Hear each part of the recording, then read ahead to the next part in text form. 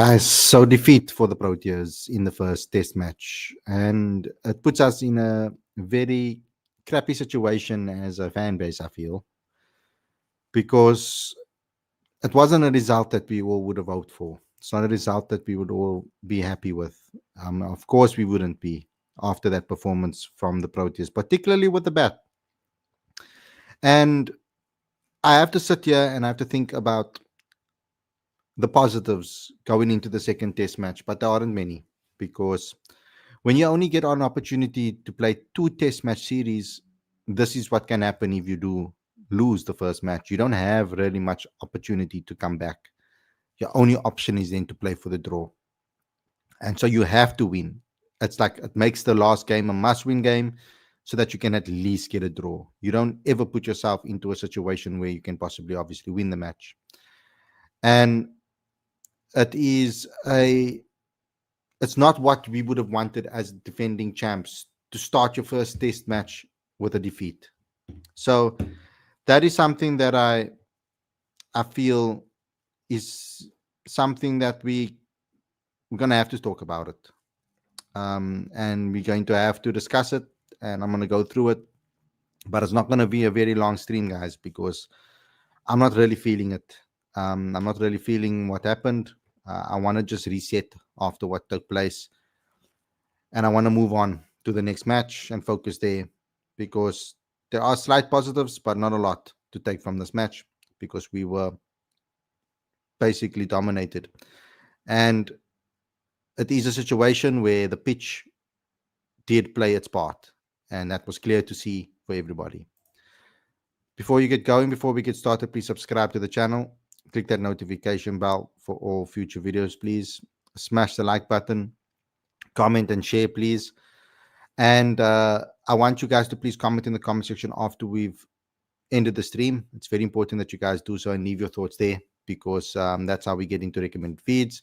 And that's how we can continue doing what we're doing is with your support. So we're going to need you guys to please just comment in the comment section and leave me your thoughts there and do all of the things that I would like you guys to please do. So without further ado, hey, let's talk about this match, guys. Let's just talk about this match.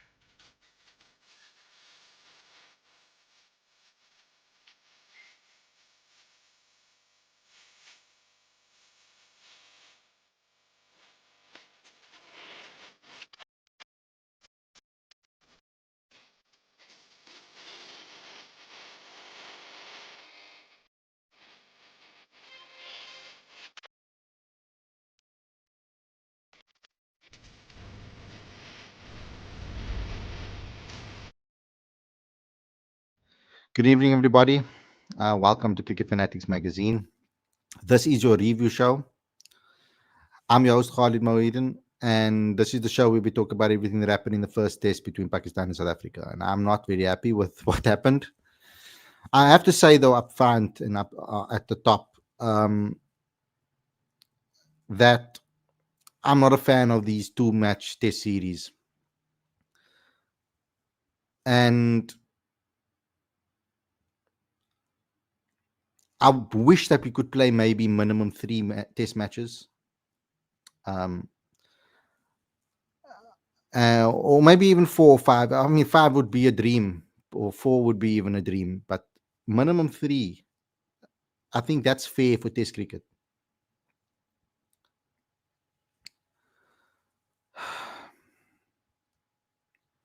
So it doesn't really give you an opportunity to fight back and come back into the match.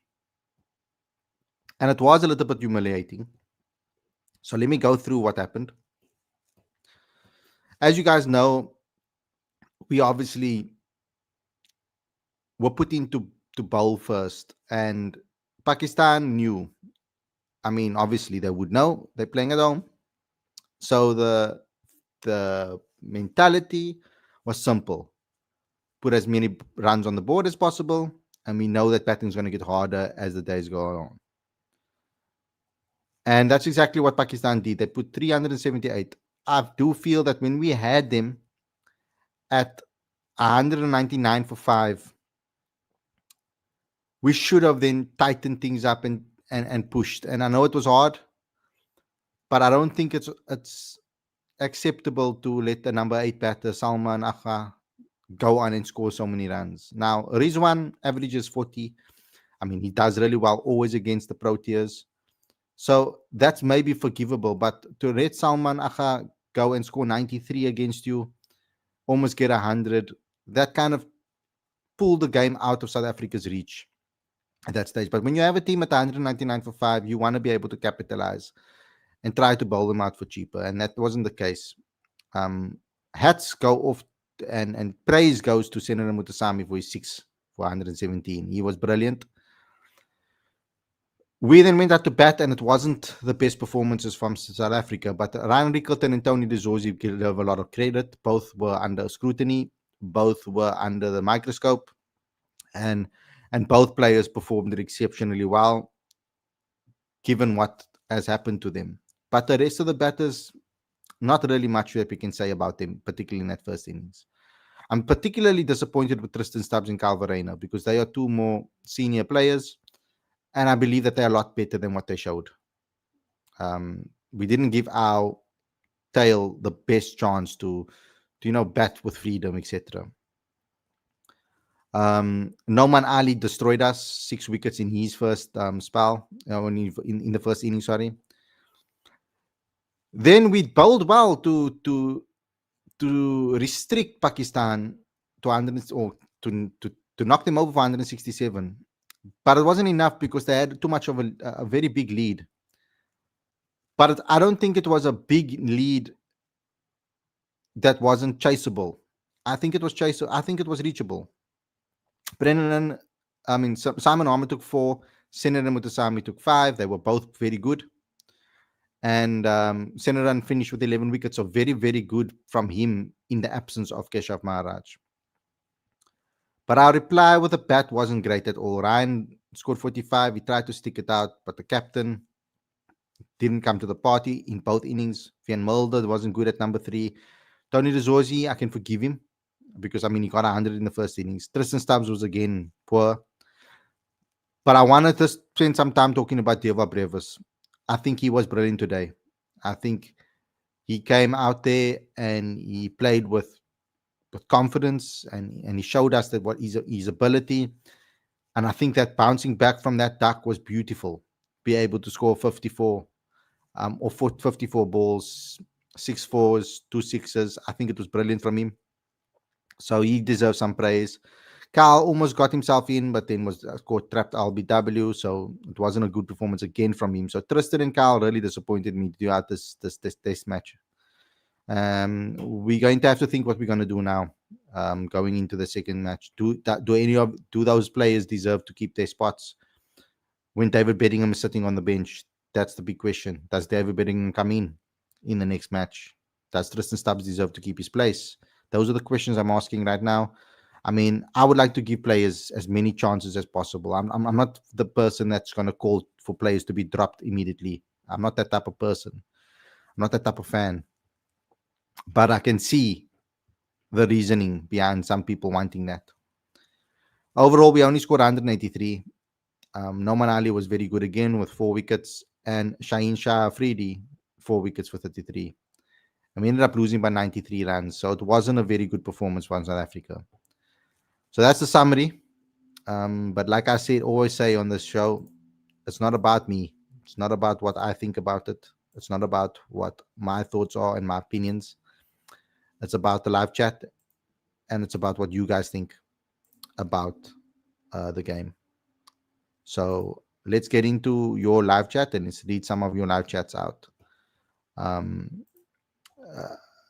We've got Sarfa says, man, what a humiliation as a WTC champs. Nobody's feeling it, Khalid. It's like the coaching staff didn't get the memo on this spin friendly the pitch will be in Pakistan. We did. We knew how spin friendly it's going to be. I just think the applications were poor. The execution was poor. The shot selections, the execution, not the shot selections, is more the execution of the shots that were poor. Rana says we might have lost, but we actually didn't play bad at all.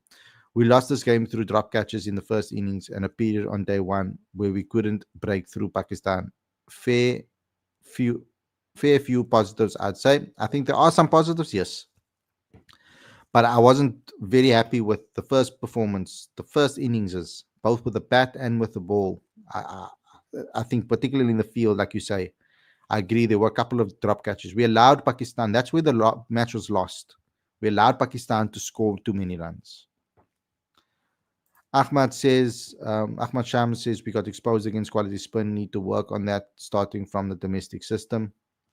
Thala says I won't say it was humiliation. I think we will be up for it.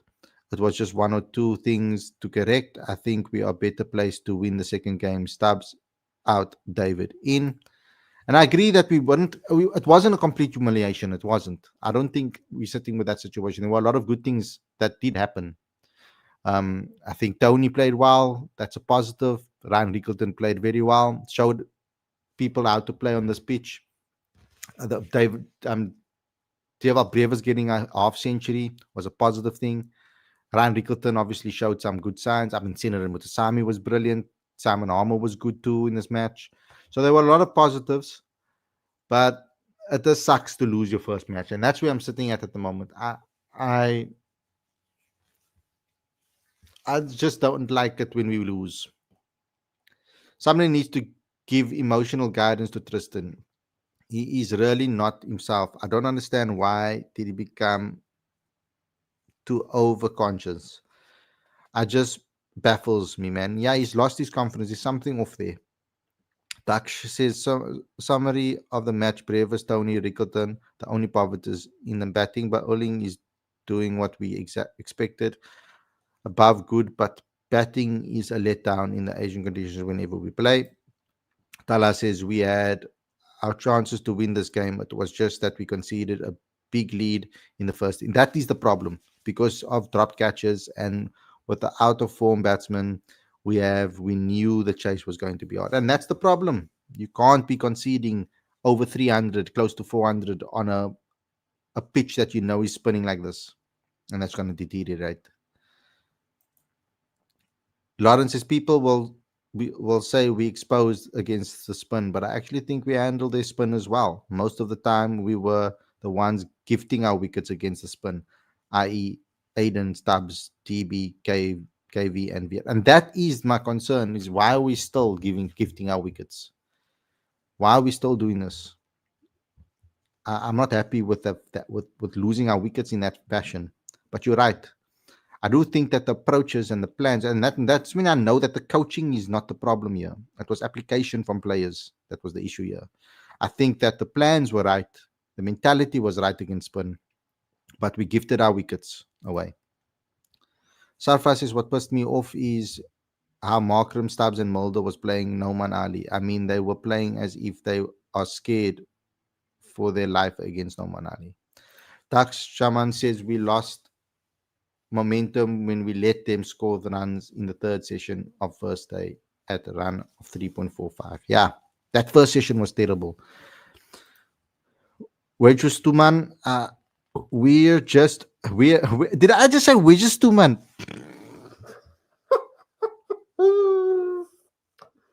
Guys, this is after being a long day. This is after a long day at Newlands. Please forgive me for this. Don't clip that. We're just human. SA won the WTC, but the reality is they are not in the top four test nation. How confident are you beating Australia, England, India, and New Zealand at home and away in at least 3 match series? I don't think so. WTC is harmed SA. I don't completely agree with that. I think we can beat most teams. I think we have a ability to be able to beat most teams. Dakshish Kish is today landed in Lahore and he is with the team. Any team can't score this tricky wicket on the pitch. Even Pakistan, they bundled out by West Indies in Malton. Sarfraz says, I will say I have been the biggest critic of Tony and he was the one who led from the front. What a funny thing, man. One thing is clear, Tony does well against low bounces. Dex says Keshaf is a huge positive in Rawalpindi. Lawrence says From a bowling point of view, I think playing three spinners was overkill. And we saw that in the second innings where he hardly bowled. We need Marco in the next test.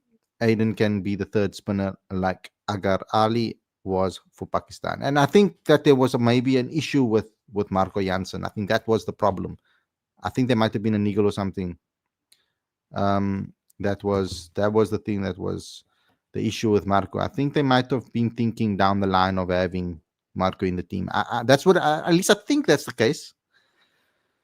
Tala says, sorry, Sarfa says, I will say SA might have the best spin quartet in Harmer, Mutasami, Subrain, and Keshav among the Sena nations might be the best.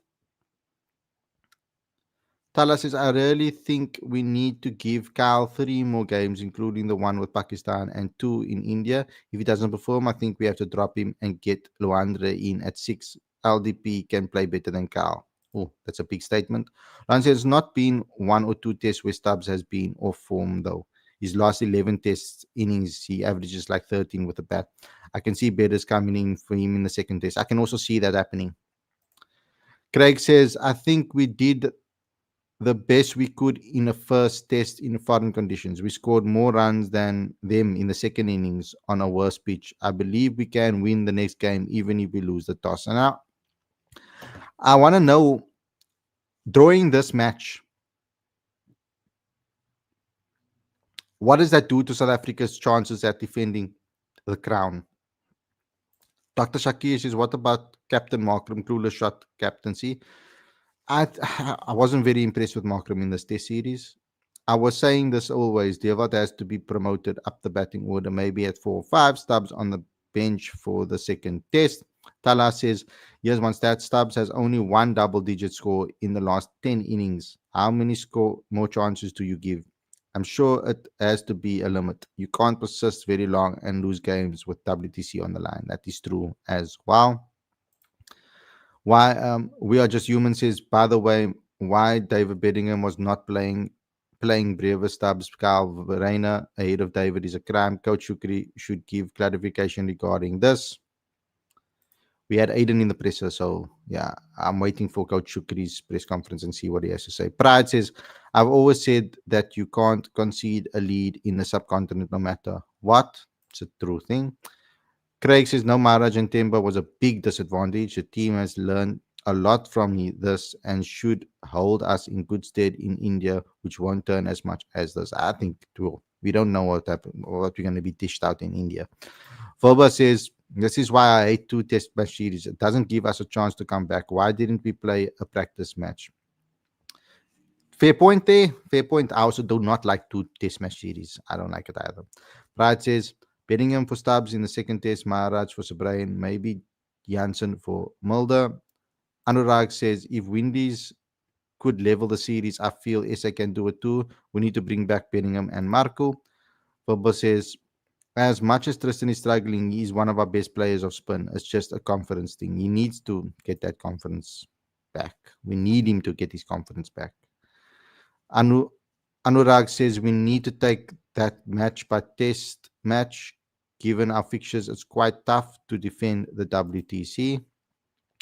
Lawrence says we can 100% win the second test. This Pakistan ain't that good. We are a better team, even in their conditions. Have things gone in our favor day one? I personally think we win this match. Yeah, that's true, but it didn't.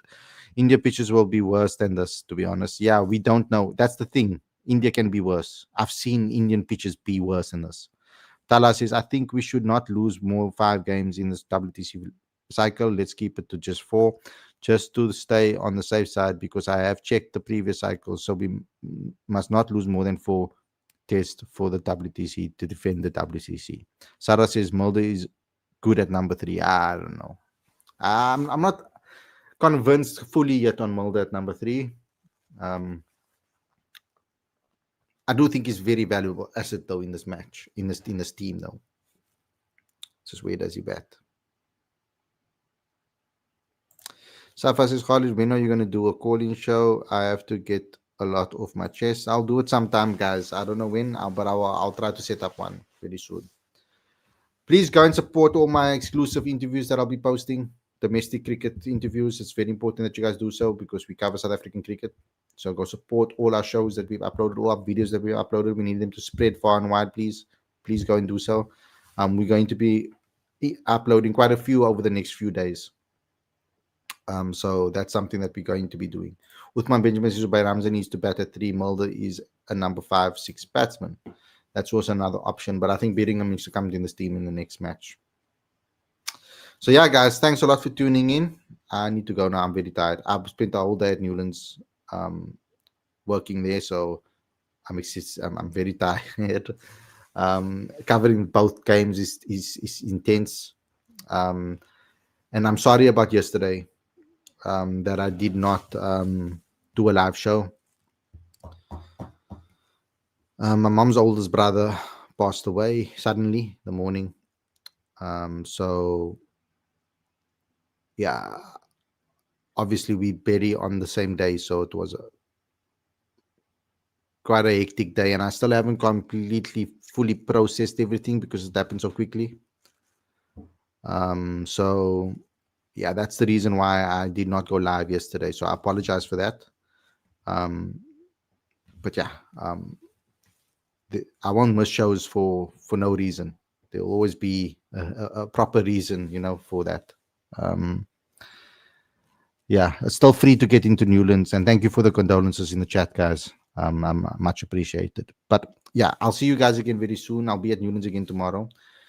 Thanks a lot for watching. I hope you guys enjoyed this episode, and I'll see you guys again very soon with another live show. Stay safe, everybody. Enjoy the rest of your evening, and I'll speak to you very, very soon. I'll do I'll try to do a nice longer preview with you guys live, where we can really get into it. But yeah, I'll speak to you guys soon. Peace out.